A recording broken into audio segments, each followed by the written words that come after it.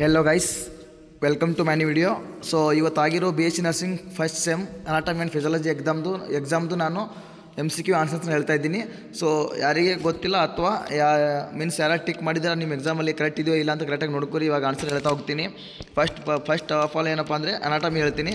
So first question ನೋಡ್ಕೊರಿ ಎಲ್ಲರೂ. 8th one ಯಾವುದಪ್ಪ ಅಂದರೆ answer B, 9th one answer ಯಾವುದಪ್ಪ ಅಂದರೆ A answer, 10th one answer ಯಾವುದಪ್ಪ ಅಂದರೆ ಡಿ ಆನ್ಸರು, ಮತ್ತು next 11th one B answer, 12th one A answer, 13th one ಕೂಡ ಇದು ಈಜಿ ಕ್ವಶನು, ಇದು ಕೂಡ ಎ ಆನ್ಸರು.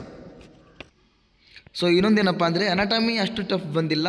ಸೊ ಇದು ನೋಡ್ಕೋಬೋದು. ಫಸ್ಟ್ ಕ್ವಶನ್ 10 ಮಾರ್ಕ್ಸ್ದು ಗ್ಲೂಟಿಯಲ್ ರೀಜನ್, ಇದು ಕೂಡ ನಾನು ಇಂಪಾರ್ಟೆಂಟ್ ಕ್ವಶನಲ್ಲಿ ಹಾಕಿದ್ದೆ ಗ್ರೂಪಲ್ಲಿ, ವಾಟ್ಸಪ್ ಗ್ರೂಪಲ್ಲಿ ಎಲ್ಲರೂ ಓದಿರ್ತಾರೆ ಅನ್ಕೋತೀನಿ. ಅದು ಬಿಟ್ಟರೆ ಟ್ರಾಕಿಯ ಬಗ್ಗೆ ಹಾಕಿದ್ದೀನಿ, ಅದು ಬಿಟ್ಟರೆ ಹಾರ್ಟು ಮತ್ತು structure of neuron with diagram ಅದು ಕೂಡ ಹಾಕಿದ್ದೀನಿ. ಇದು ವೆರಿ ಈಸಿ ಕ್ವಶನು. ಮತ್ತು ನೀನು ನೈಟ್ ನಾನು ಹೇಳಿದ್ದೆ ಗ್ರೂಪಲ್ಲಿ ಟಂಗ್ ಓದ್ಕೊಳ್ಳಿ ಅಂತ, ಅದು ಕೂಡ ಬಂದಿದೆ. ಮತ್ತು ಬ್ಲ್ಯಾಡರ್ ಅದು ಕೂಡ, ಮತ್ತು ಎಪಿಥಿಲಿಯಮ್ ಒಂದೇ ಒಂದು ಅದರಲ್ಲಿ ಟ್ವಿಸ್ಟ್ ಕ್ವಶನ್ ಕೇಳಿರೋದು, ಉಳ್ಕಿದೆಲ್ಲ ರಿಮೈನಿಂಗ್ ಎಲ್ಲ ಒಂದು ಈಜಿ ಕ್ವಶನ್ ಬಂದಿದೆ. ಸೊ ನೆಕ್ಸ್ಟ್ ಫಿಸಿಯಾಲಜಿ ಹೇಳ್ತೀನಿ, ಅದನ್ನು ಕೂಡ ಕರೆಕ್ಟಾಗಿ ನೋಡ್ಕೋರಿ. ಸೊ ಫಿಸಿಯಾಲಜಿ ಬಂದುಬಿಟ್ಟು ಏನಪ್ಪ ಅಂದರೆ ಸ್ವಲ್ಪ ಟಫ್ ಕ್ವಶನ್ಸ್ ಕೇಳಿದ್ದಾರೆ. ಮೀನ್ಸ್ ಟಫ್ ಕ್ವಶನ್ಸ್ ಅಂತಲ್ಲ, ಅಂದರೆ ಡಿಫಿಕಲ್ಟ್ ಮೀನ್ಸ್ ಅಂದರೆ ಒಳಗಿಂದ ಕ್ವಶನ್ ತೆಗೆದಿರೋದು, ಅಂದರೆ ಕ್ವಶನ್ ಟ್ವಿಸ್ಟ್ ಮಾಡಿ ರಿಫೇರ್ ಮಾಡಿ ತೆಗೆದಿದ್ದಾರೆ. ಕಾಲೆಕ್ಸ್ ಸೈಕಲ್ ಅಂತೂ ನಿಮಗೆ ಈಸಿ, ಅದು ಬರಿಬೋದು. ಲಾಸ್ಟ್ ಇಯರ್ ಕೂಡ ರಿಪೀಟ್ ಆಗಿದೆ.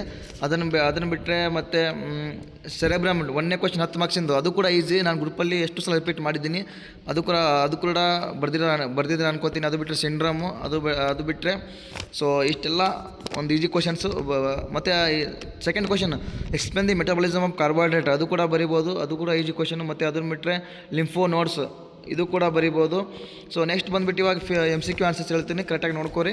ಸೊ 8th ಒನ್ ಯಾವುದಪ್ಪ ಅಂದರೆ B answer, 9th one stroke volume, 10th one AB ಎಲ್ರಿಗೂ ಗೊತ್ತೇ ಇರುತ್ತೆ. So 11th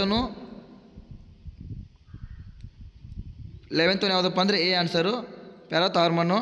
so 12th one ಯಾವುದಪ್ಪ ಅಂದರೆ ಸಿ ಆನ್ಸರು, 13th ಒಂತು ಫಿಲ್ಟ್ರೇಷನ್ನು, 14th ಲ್ಯಾಕ್ಟೇಷನ್. ಸೊ ಇಷ್ಟು MCQ ಆನ್ಸರ್ಸು. ಯಾರು ಟಿಕ್ ಹಾಕೊಂಡಿಲ್ಲ ಕರೆಕ್ಟಾಗಿ ಟಿಕ್ ಹಾಕೋರಿ, ನೋಡ್ಕೋರಿ. ಮತ್ತು ನಿಮ್ಮ ಫ್ರೆಂಡ್ಸ್ ಯಾರ್ಯಾರಿದ್ರೆ ಅವರಿಗೆಲ್ರಿಗೂ ವೀಡಿಯೋ ಶೇರ್ ಮಾಡಿರಿ, ಯಾಕಂದರೆ ಅವರಿಗೂ ಹೆಲ್ಪ್ ಆಗುತ್ತೆ. ಸೊ ಅವರಿಗೂ ಟೆನ್ಷನ್ ಆಗ್ತಾ ಇರುತ್ತೆ ಕರೆಕ್ಟ್ ಇದೆಯೋ ಇಲ್ಲ ಅಂತ. ಸೊ ಇನ್ನೊಂದು ಏನಪ್ಪ ಅಂದರೆ ಇವಾಗ ನಾಳೆ ಅಥವಾ ನಾಡಿದ್ದು ನಾಡಿದ್ದು 19th ತಾರೀಕು ಅನ್ಕೋತೀನಿ ಸೋಷಿಯಲ್ ಆ್ಯಂಡ್ ಸೈಕಾಲಜಿ ಎಕ್ಸಾಮ್ ಇದೆ.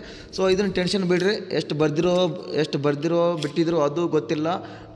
ನಾನು ಎಲ್ರಿಗೂ ಹೇಳಿದ್ದೆ ಏನಪ್ಪ ಅಂದರೆ ಪೇಜಸ್ ಮಾತ್ರ ಫಿಲ್ ಮಾಡಿ ಬನ್ನಿರಿ ಅಂತ.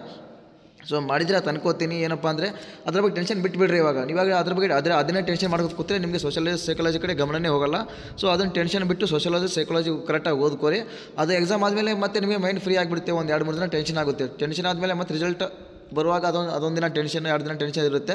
ಸೊ ಆಮೇಲೆ ಮತ್ತೆ ಫ್ರೀ ಆಗ್ತೀರಾ. ಇವಾಗ ಜಸ್ಟ್ ಇದು ಫಸ್ಟ್ ಟೈಮು. ಸೊ ಇದ್ರ ಬಗ್ಗೆ ಜಾಸ್ತಿ ಡಿಪ್ರೆಷನ್ ಆಗೋದು ಬೇಡ. ಆರಾಮಾಗಿ ನೆಕ್ಸ್ಟ್ ಎಕ್ಸಾಮ್ಗೆ ಪ್ರಿಪೇರ್ ಆಗಿ ಸೋಷಿಯಾಲಜಿ ಸೈಕಾಲಜಿ ಅದನ್ನು ಕೂಡ ಗ್ರೂಪಲ್ಲಿ ಕ್ವಶನ್ಸ್ ಕಳಿಸ್ತೀನಿ. ಅದ್ರ ಬಗ್ಗೆ ಚೆನ್ನಾಗಿ ಓದ್ರಿ, ಅದನ್ನು ಎಕ್ಸಾಮ್ ಚೆನ್ನಾಗಿ ಬರೀರಿ. ಸೊ ಈ ವಿಡಿಯೋ ಇನ್ನೂ ಯಾರು ನೋಡಿಲ್ಲ ಎಲ್ರಿಗೂ ಶೇರ್ ಮಾಡಿರಿ, ಮತ್ತು ನಿಮ್ಮ ಫ್ರೆಂಡ್ಸ್ ಯಾರಿದ್ರು ಕೂಡ ಅವರಿಗೂ ಶೇರ್ ಮಾಡಿರಿ. Thank you for watching.